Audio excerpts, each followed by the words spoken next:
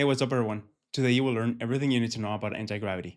So when you open up anti-gravity, you might get a bit scared because it's a type of software that not a lot of people use. It's mainly aimed towards engineers. However, today I'm going to show you how you can make the most out of this because it's actually an extremely powerful tool, both for students and also for business owners. Now, here, once you get to the anti-gravity main window, this is what we call the main window. So here, if you ever open a text document or something, it will be displayed inside of this window. The most important part out of anti-gravity, however, is right here, the chat window. So here you have the agent window, which allows you to talk with it just like you do with ChatGPT. So you can ask it, how are you doing? And very simple requests like that. Now, you can open up a new conversation window with the same agent.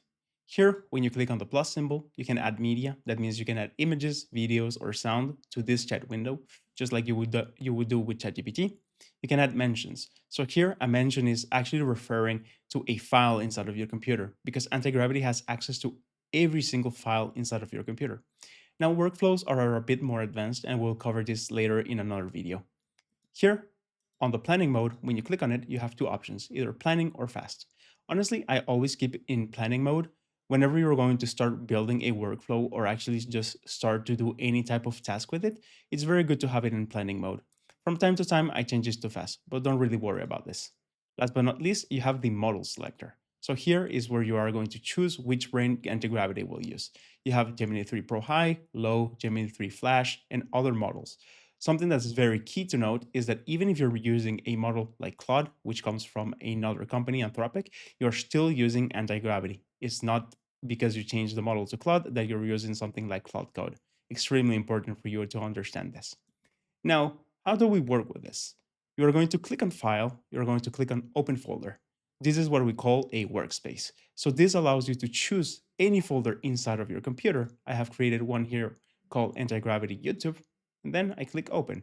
Now I am inside of that folder, and when I click on this Explorer window, this window right here opens up. That means that the Anti-Gravity YouTube folder inside of my computer is empty. And I can actually click on this button right here, and I can generate a file. Now, this file will be called gemini.md. .md is something that you don't really hear about a lot if you're not a developer. It stands for Markdown. It's a type of text format, which actually makes it super simple for people to create HTML pages. So here, if I ever type something like, hey, talk to me in Spanish, for example, I can hit on this button right here to close the window, or I can hit Control S on my keyboard to save it. Now, this document is right here and saved. And you might ask yourself, why did I create a Gemini.md file? What is this for?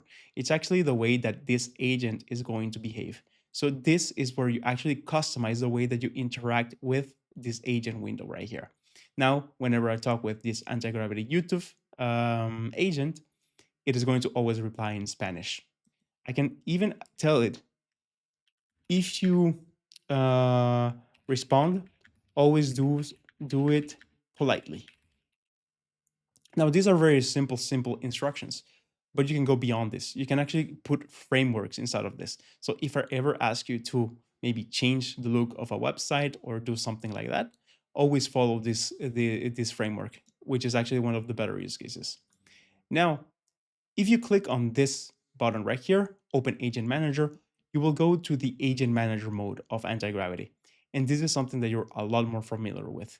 So the fact that you enter this agent mode, this agent manager mode, allows you to see the familiarity between Antigravity and ChatGPT. So here you have your list of workspaces. This list of workspaces is the exact same thing as the projects for ChatGPT. Here you can see we even have the Antigravity YouTube folder. And here we have the conversation that I actually had with it previously. If I want to start a new conversation, I can simply click on the plus symbol right here, and I'm going to talk with all of the files inside of this folder.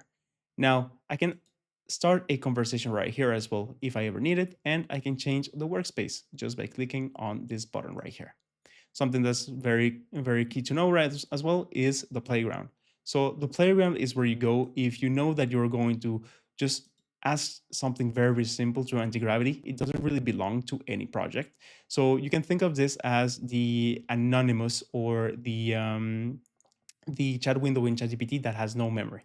So this is the equivalent to it. Now, once you go to this mode, you can interact with Antigravity in the exact same manner as you used to do. So let's try some use cases. Hey, can you create a business plan to launch a new SaaS product? Now, once I give it access to this, it's actually going to start generating the plan, it's going to start thinking, and I can actually have several use cases all at once. So here, for example, I can tell it, can you explore the WhatsApp market in Latin America for me? So these are things that you can do with ChatGPT. And you might ask yourself, well, why would I use this tool? Well, because this tool can actually generate a lot more things than ChatGPT can. This tool can be connected to any software out there via API keys, MCP servers that we will cover in another video. This video is just aimed to get you started on getting acquainted with the UI of the software. So here, as you can see, it actually creates a list of tasks that is actually going to start filling out. I have the implementation plan that I can review, and then he just goes and starts the work for me. So a lot more reasoning capabilities compared to ChatGPT, gives you a lot better output.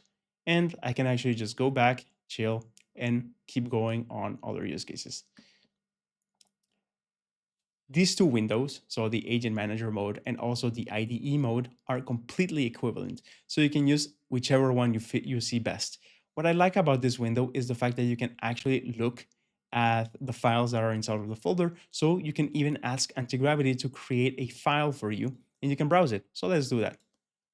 Please write a poem and save it as a text file in this folder. Here you go. So now it's actually just going to generate a poem and it's going to save it as a text file inside of this folder. And now you can see the uses. So you can generate dashboards using HTML.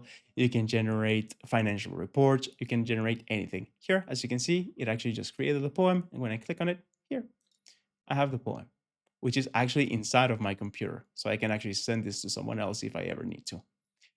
These are all of the basic functionalities of Antigravity. Just get started with this piece of software because it's probably one of the best things that you will ever do in 2026. We'll start talking more about the more complex use cases in the next video. So I'm going to tell you all, see you soon and catch you in the next video. Bye.